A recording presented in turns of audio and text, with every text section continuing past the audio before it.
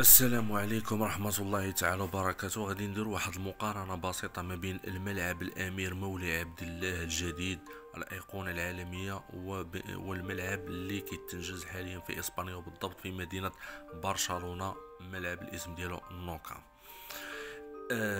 إذا ترصدت الإمكانيات المادية والتقنية وكانت إرادة سياسية والنية الصادقة وإرادة ديال الدولة، فالمغاربة قادرين أنهم يحققوا بزاف ديال الانجازات والطموحات اللي كانت بالامس القريب عباره عن حلم وعن اشياء مستحيله.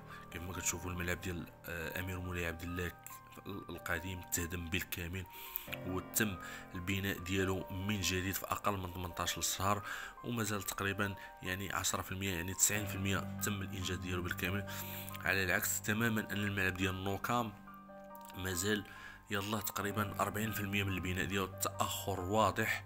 وكيف ما شهدت يعني الصحف وصفحات إسبانية تقارن سرعة المغرب بسرعتهم وجودتهم، وأصبحوا يعطون المثال يعني بالمغرب.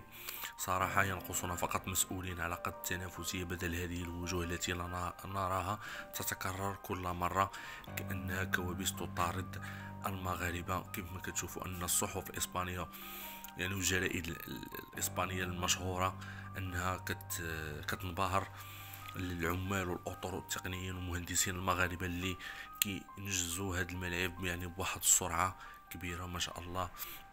وكما قلت إلا كانت واحد إرادة ديال الدولة وترصدت كل الإمكانيات، فالمغاربة قادرين أنها تصبح لديهم بنية تحتية عالمية.